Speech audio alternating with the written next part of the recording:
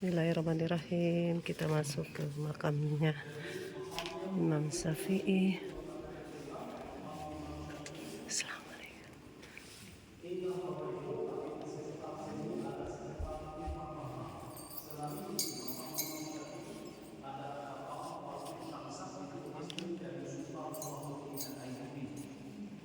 Yang membangun makam ini sudah meninggal dunia di era Mesir.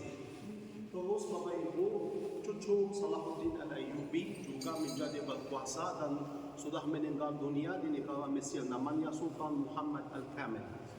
Tuan rumah dari Imam Syafi'i juga minta untuk dimakamkan di samping sahabatnya Imam Syafi'i yang makamnya kecil itu. Jadi 3 makam selain makam Imam Syafi'i. Bapak Ibu, biar saya hanya dalam rangka waktu 5 menit untuk kasih sedikit penjelasan tentang biografi Imam Syafi'i. Imam Syafi'i bukan orang Mesir, Bapak Ibu, tapi berasal dari kota Gaza. Tahu kota Gaza? Ya, Syam. Jadi yang sekarang berjuang terhadap orang Yahudi, lahir di sana. Okey, tapi Imam Syafi'i, Bapak Ibu, juga keturunan suku Quraisy. Itu merupakan suku Nabi Muhammad SAW. Jadi satu-satunya imam dari 4 imam pendiri mazhab Ahlus Sunnah yang terkait keluarga Nabi Muhammad SAW. Bukan Imam Abu Hanifah, bukan Imam Anas ibn Malik, bukan Imam Ahmad ibn Hanbal, tapi Imam Syafi'i. Lahir tepatnya Bapak Ibu pada tahun 150 Hijrah. Dan Syafi'i itu nama kakeknya, bukan nama depannya. Nama lengkapnya Abu Abdullah Muhammad ibn Idris ibn Abbas ibn Utsman ibn Syafi'. Jadi Syafi' itu Bapak Ibu gelarnya adalah nama kakeknya. Dan dia nasabnya bertemu dengan nasab Nabi Muhammad SAW pada kakeknya Abdul Manaf. Kalau kita baca di sini, Al-Imam Abu Abdullah Muhammad ibn Idris ibn Al-Abbas ibn Syafi', kalau bisa baca bahasa Arab sedikit. Okey. Dan itu terkait keluarga Jad An-Nabi sallallahu alaihi wasallam, kakek Nabi Muhammad sallallahu alaihi wasallam.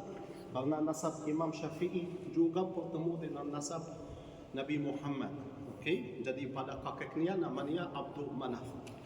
Ketika berusia 2 tahun, ayahnya meninggal dunia, ibu. Menjadi anak yang yatim. Jadi seorang ibu, Imam Syafi'i seorang ibu janda, khawatir kehancuran nasab mulia Imam Syafi'i. Dibawa ibunya Bapak Ibu dan sudah kembali ke Makkah, di mana ada kerabat Imam Syafi'i tinggal di sana.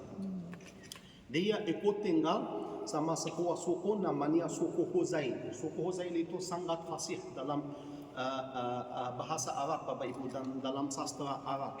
Jadi sudah tumbuh di antara suku Huzail. Jadi Imam Syafi'i Bapak Ibu sangat fasih. Ahli puisi Bapak Ibu. Ahli puisi. Okey, bukan hanya ahli fiqh, ahli hadis, ahli puisi, ahli bahasa, ahli sastra. Jadi ibu Imam Syafi'i tidak bisa bayar karena miskin Bapak Ibu. Jadi anaknya tidak bisa ikut menjadi siswa yang formal di dalam sekolah. Hanya dibiarkan untuk duduk di belakang untuk mendengar apa yang diajarin oleh guru-guru kepada anak-anak lainnya. Tapi kemampuan Imam Syafi'i Bapak Ibu memang luar biasa. Jadi dia juga minta untuk beli bahan tulis Bapak Ibu supaya dia bisa menulis. Okey, tapi kata ibunya tidak ada duit. Imam Syafi'i harus menggunakan otaknya untuk menyimpan ilmu karena tidak ada duit untuk membeli bahan tulis. Jadi Imam Syafi'i Bapak Ibu begitu mampu untuk kalau ada satu teks sudah dibaca, sudah dihafal. Okey Bapak Ibu, Imam Syafi'i sudah hafal Al-Quran Al-Karim pada usia 7 tahun. Hanya 7 tahun sudah hafal semua Al-Quran Al-Karim Bapak Ibu. Masya Allah. Jadi nanti karena kemampuan Imam Syafi'i itu yang luar biasa sudah diangkat oleh guru-guru pada waktu itu untuk menjadi siswa formal tanpa bayaran. Tidak usah bayar. Nanti kalau guru-guru mereka tidak hadir, Imam Syafi'i akan turun tangan dan membantu teman-temannya Bapak Ibu. Pada usia 15 tahun, hanya 15 tahun ilmunya sudah lengkap. Jadi sudah diizinkan oleh guru-guru pada waktu itu untuk memberikan fatwa. Sudah menjadi ulama 15 tahun Bapak Ibu. Oke, jadi bisa mengeluarkan keputusan pengadilan pada usia sangat muda 15 tahun. Namun Imam Syafi'i Bapak Ibu masih cari ilmu pada waktu itu.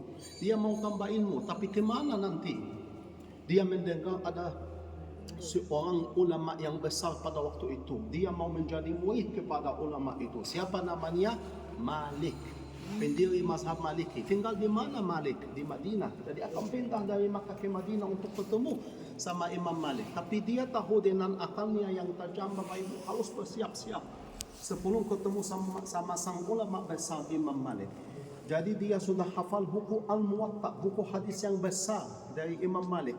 Hanya dalam rangka waktu sembilan hari sudah dihafalkan semua. Dia pulang kepada Imam Malik di Madinah dan bicara dengan sopan, menyatakan keinginannya untuk menjadi murid kepada Imam Malik. Imam Malik melihat anak itu pintar sekali dan sudah ucapkan kepadanya, kamu memiliki masa depan yang sangat cerah. Oke, tapi bawa seorang yang bisa buku Al-Muwatta, karena aku khawatir kamu tidak bisa baca dengan baik. Sudah dibalas oleh Syafi'i itu yang masih kecil Bapak Ibu, saya yang akan baca buku Al-Muwatta dari ingatan saya tanpa buku, tidak perlu buku. Dan sudah menetap di Madinah Bapak Ibu selama 9 tahun sama Imam Malik untuk dapat ilmu Imam Malik. Nanti setelah wafatnya Imam Malik sudah pulang ke Makkah lagi, sudah menikah sama seorang namanya Hamidah. Itu keturunan Bapak Ibu Khalifah Utsman ibn Affan. Khalifah ketiga, istri dari Imam Syafi'i. Nanti pada musim haji sudah ditawarkan untuk mendapat jabatan di pemerintah di Yaman. Tapi saat di sana Bapak Ibu sudah menghadapi kesulitan-kesulitan. Dan Imam Syafi'i sudah ditangkap dan disimpan di penjara. Seperti tadi Imam Abu Hanifah juga diuji Bapak Ibu dalam perjalanan kehidupan itu. Nanti masalah itu sudah diperiksa oleh Khalifah Harun al-Rashid di Baghdad. Minta ketemu sama Imam Syafi'i untuk memeriksa. Sudah menemukan Imam Syafi'i tidak bersalah, jadi sudah dibebaskan. Alhamdulillah. Nanti saat di sana di kota Baghdad ketemu sama ulama besar namanya Muhammad ibn al-Hasan. Itu murid senior dari Imam Abu Hanifah. Jadi sudah dapat ilmu Imam Abu Hanifah, sudah dapat ilmu Imam Malik, dan akhirnya Imam Syafi'i sudah mengeluarkan mazhabnya itu yang namanya mazhab Imam Syafi'i. Oke, muridnya juga adalah Imam Ahmad ibn Hanbal, pendiri mazhab Hanbali, murid dari Imam Syafi'i. Nanti Bapak Ibu sama sahabatnya dari Mesir, tuan rumah namanya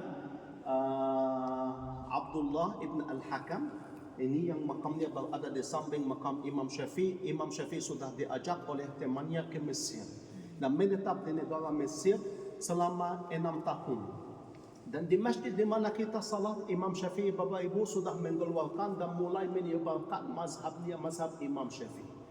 Dan akhirnya sudah meninggal dunia pada tahun 204 pada usia 54 Bapak Ibu.